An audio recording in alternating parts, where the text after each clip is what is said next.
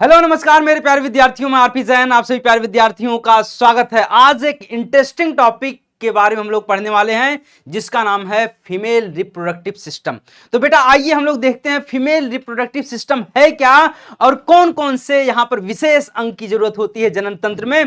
तो चलिए सभी प्यारे विद्यार्थी, सबसे पहले हम लोग जानेंगे प्रजनन क्या होता है, जनन क्या होता है। जीवों द्वारा अपने समान नए जीवों को जन्म देना ही प्रजनन या जनन कहलाता है। और अंगों का वैसा समूह जो जनन क्रिया में सहायक होते हैं। जैसे आपको पता है मेल में और फीमेल में अलग अलग क्या होते हैं, जनन तंत्र होते हैं। तो इस प्रकार से अंगों के वैसे समूह जो जनन की क्रिया में सहायक होते हैं प्रजनन तंत्र कहलाते हैं। और मैंने आपको पहले ही बता दिया था मानव एक लिंगी प्राणी है, मेल और फीमेल इनमें जो लिंग होते हैं अलग होते हैं। जैसा कि आपको पता है मेल में लिंग जो होते हैं अलग होते हैं और फीमेल में अलग होते हैं। और मेल के द्वारा क्या उत्पन्न किया जाता है बेटा, स्पर्म वीर्य जिसको हम लोग बोलते हैं। और फीमेल में क्या उत्पन्न होता है, ओवम होता है जिसको हम लोग अंडाणु बोलते हैं। मानव एक जरायुज प्राणी है, इसका मतलब यह हुआ कि मानव जरायुज होने का मतलब हुआ कि मानव डायरेक्ट बच्चे को पैदा करते हैं ना कि अंडे को पैदा करते हैं। तो जरायुज का मतलब यहां पर है ये सीधे शिशु को जन्म देते हैं। और अंडयुज और जरायुज में अंतर भी आप देख सकते हैं। जरायुज क्या होता है, जो जंतु अंडे ना देकर सीधे बच्चे को जन्म देते हैं। और दूसरा पॉइंट अंडयुज क्या होता है, जो जंतु पहले अंडे देते हैं और फिर बच्चे देते हैं। जैसे आपने देखा होगा बहुत सारी पक्षियां हैं, मुर्गी आपने देखा ना। तो ये सब क्या करते हैं, पहले अंडे देते हैं, अंडे से फिर बच्चे बाहर निकलते हैं। इसको हम लोग बोलते हैं अंडयुज। हालांकि हमारा जो टॉपिक है यहां पर फीमेल रिप्रोडक्टिव सिस्टम है। फीमेल के रिप्रोडक्टिव सिस्टम के बारे में चित्र के साथ हम लोग यहां पर देखने वाले हैं। तो सबसे पहले मैं आपको बता दूं बेटा यहां पर मादा जनन तंत्र कैसे होता है, निषेचन की क्रिया कैसे होती है। तो यहां पर मेल में क्या दिखता है बेटा, मेल में दिखेगा स्पर्म। मेल में क्या पाया जाएगा, स्पर्म पाया जाएगा। और फीमेल में क्या होता है, ओवम होता है। जब मेल का स्पर्म और फीमेल का ओवम मिलते हैं, कैसे मिलेंगे आपको पता है, मेल के द्वारा जब सेक्स किया जाता है, मेल और फीमेल में जब सेक्स होता है तो मेल अपने पेनिस के माध्यम से स्पर्म को फीमेल के वेजाइना में इंजेक्ट करता है। वो जाता है अंडाणु से मिलता है स्पर्म, फिर उसमें दोनों में क्या होता है बेटा, निषेचन की क्रिया होती है। निषेचन के बाद फिर जाइगोट बनता है, यहीं से बच्चे का विकास शुरू हो जाता है। तो यहां पे निषेचन कब होता है, जब मेल और फीमेल, मेल का स्पर्म और फीमेल का जब ओवम मिलते हैं तब जात के क्या होता है, निषेचन की क्रिया होती है।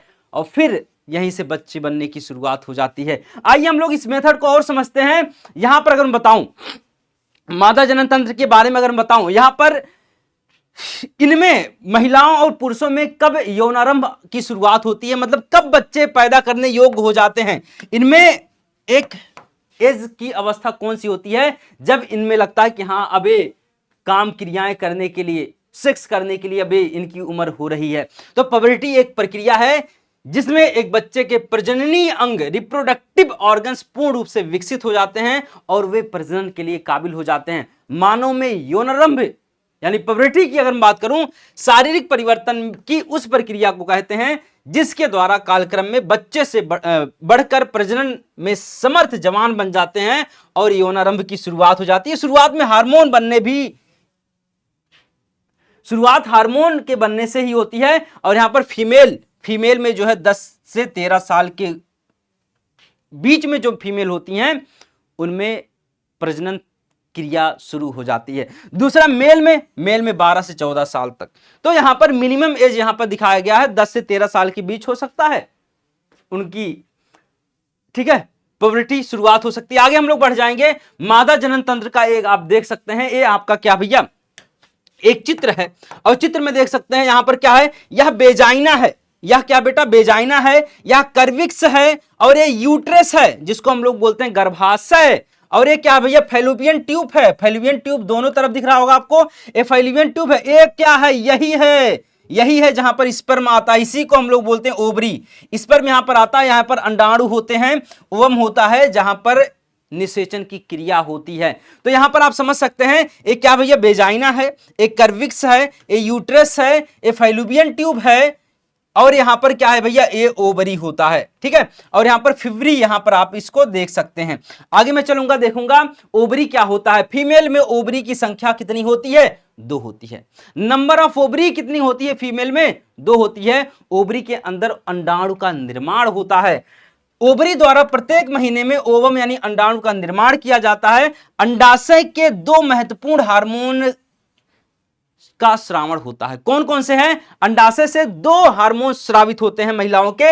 एक होता है एस्ट्रोजन और दूसरा होता है प्रोजेस्टेरॉन। एस्ट्रोजन हार्मोन क्या होता है और प्रोजेस्टेरॉन हार्मोन क्या होता है, आप यहां पर देख सकते हैं। एस्ट्रोजन प्राथमिक महिला सेक्स हार्मोन है। यह हार्मोन कहीं ना कहीं महिला को उत्तेजित करता है सेक्स के लिए। एस्ट्रोजन हार्मोन को इसीलिए महिला सेक्स हार्मोन, प्राथमिक महिला सेक्स हार्मोन माना जाता है। एस्ट्रोजन का प्राथमिक कार्य महिला माध्यमिक यौन विशेषताओं का विकास कराता है। इसी से शारीरिक अंगों के विकास होते हैं, जिससे पता चलता है कि महिला तैयार हो रही है सेक्स के लिए, मतलब उसकी, अब यहां पर देख सकते हैं कहीं ना कहीं ये हार्मोन जरूरी होता है। तो यानी आप समझ सकते हैं इनमें स्तनों का विकास होने लगता है, फीमेल में स्तनों का विकास होने लगता है, अंडाशय में वृद्धि होने लगती है, अंडाशय की वृद्धि। मासिक धर्म चक्र नियमन, जो 28 दिन का मासिक 28 दिन बाद जो आते हैं मासिक धर्म चक्र, वो भी आना, और योनि का विकास होने लगता है। अब प्रोस्टेट ग्लैंड क्या करती है भाई, प्रोजेस्टेरॉन हार्मोन क्या करता है, यह शरीर को गर्भधारण कराने के लिए तैयार करता है। प्रेगनेंसी के लिए प्रोजेस्टेरॉन हार्मोन तैयार करता है। आगे हम लोग बन जाएंगे फाइलोपियन ट्यूब क्या होता है। अभी मैंने बताया भैया जो ट्यूब देख रहे हो ये फाइलोपियन ट्यूब है।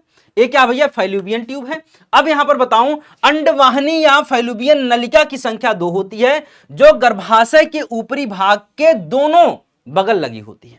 दोनों बगल देख रहे हैं, दोनों साइड में। यह हमारा क्या भैया, योनि है और ये पूरा गर्भाशय है। गर्भाशय के देखेंगे दोनों तरफ क्या होती है, फाइलोपियन ट्यूब फैली होती है। दोनों तरफ फाइलोपियन ट्यूब होती है। इस नलिका का एक सिरा गर्भाशय से संबंध रहता है, बिल्कुल गर्भाशय से देखिए कनेक्टेड है, संबंध रहता है। दूसरा सिरा अंडाशय की ओर अंगुलियों के समान झालर बनाता है। इस रचना को फिब्री कहते हैं। देखो भैया फिब्री है यहां पर, जो पंजे के समान आकृति बन रही है, इसी को हम लोग फिब्री बोलते हैं। क्या बोलते हैं बेटा, फिब्री बोलते हैं। अब यहां पर देखिए अंडाणु जब अंडाशय से बाहर निकलता है तब वह फिब्री द्वारा पकड़ लिया जाता है। इसके बाद अंडाणु फाइलोपियन नलिका की गुहा में पहुंच जाता है। फाइलोपियन नलिका से अंडाणु गर्भाशय में पहुंचता है। यह है फाइलोपियन ट्यूब। अंडवाहिनियां इसको हम लोग बोलते हैं। अंडवाहिनियां प्रजनन के दौरान कर्विक्स के द्वारा स्पर्म अंदर प्रवेश करता है, जो फाइलोपियन ट्यूब में जाकर ओवम से मिल जाता है। भाई कर्विस के द्वारा, यहां पे देखेंगे कर्विस के द्वारा अंदर स्पर्म प्रवेश करने का काम करता है।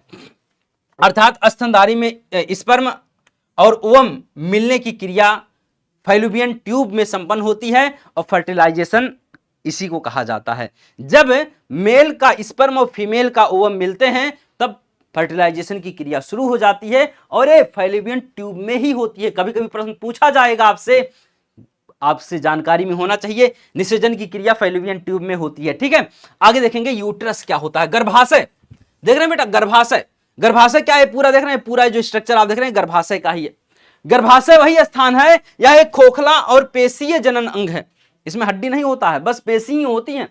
पेशीय जनन अंग होता है। निषेचन के उपरांत जाइगोट का निर्माण होता है और यह जाइगोट यूट्रस की दीवारों से जुड़ जाता है। यूट्रस में ही बच्चों का विकास संबंधित कार्य उत्पन्न हो जाते हैं, जिसके उपरांत बच्चे का जन्म होता है। यूट्रस में ही यानी गर्भाशय में ही बच्चों का विकास संबंधित कार्य संपन्न हो जाता है और इसके उपरांत जो बच्चे भी जन्म लेते हैं। आगे चलेंगे हम लोग। यहां पर योनि क्या है, काफी बच्चों के मन में प्रश्न आता है भाई योनि क्या है। तो योनि वही पार्ट है महिलाओं का जहां पर क्या होता है भैया, योनि के बारे में अगर बात करूं, योनि की दीवार पेशी उत्तक की बनी होती है। योनि का एक सिरा मादा जनन छिद्र के रूप में बाहर खुलता है, दूसरा सिरा पीछे की ओर गर्भाशय की ग्रीवा में जुड़ता है। यह सेक्स के दौरान योनि में लिंग को प्रवेश कराने का रास्ता है। मेल के द्वारा फीमेल के वेजाइना में लिंग प्रवेश कराने का एक रास्ता होता है, यानी वेजाइना एक जनन अंग ही है। ठीक है, जनन अंग का एक भाग है, प्रदान करता है और बच्चे को जन्म देने के लिए बर्थ कैनाल का कार्य करता है। कुंवारी कन्याओं में वेजाइना योनि में मुख पर पतली झिल्ली के समान पर्दा होता है, जिसे हाइमन कहते हैं। हाइमन क्या होता है, एक पतली झिल्ली होती है। महिलाओं में देखने को मिलता है जिनकी वर्जिनिटी नहीं खत्म हुई होती है, यानी जो वर्जिन लड़कियां होती हैं उनमें ये हाइमन देखने को मिलता है। ठीक है, और ये वर्जिन कई बच्चियों में नहीं दिखता है, कई महिलाओं में नहीं दिखता है। लैंगिक संपर्क यानी इंटरकोर्स, शारीरिक परिश्रम अथवा व्यायाम से यह झिल्ली टूट भी सकती है।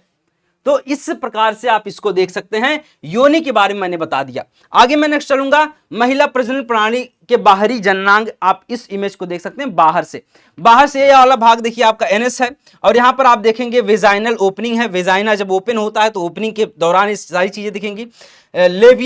लेबिया मिनोरा है, और इसके बाद यहां पर यूरेथ्रल ओपनिंग है। ठीक है, लेबिया मेजोरा, वही सारी चीजें यहां पर दिखाई गई हैं। ये आपका एक चित्र है जो आप यहां पर देख सकते हैं। नेक्स्ट हमारा प्रजनन के चरण। महिलाओं में जो प्रजनन के चरण कैसे कैसे होते हैं, एक स्टेप बाय स्टेप चीजें यहां पर दी गई। 6 स्टेप है।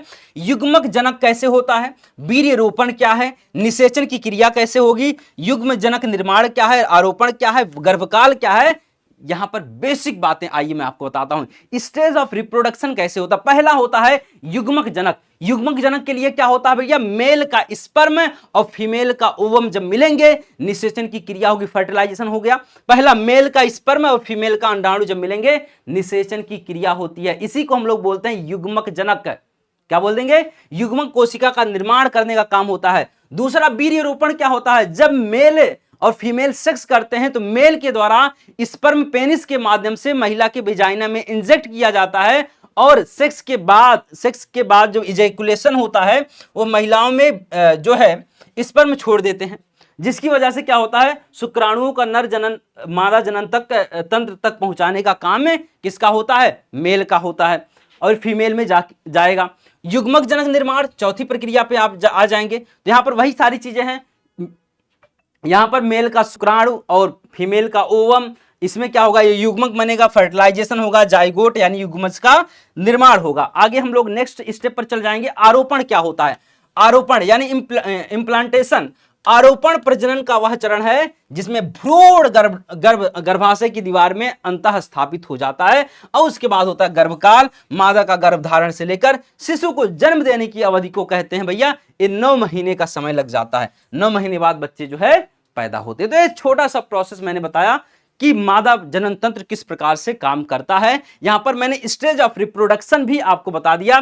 तो बेटा इसी प्रकार से और भी वीडियो मैं आप लोगों के लिए लाता रहूंगा। तो सभी मेरे प्यारे विद्यार्थियों को नमस्कार, जय हिंद।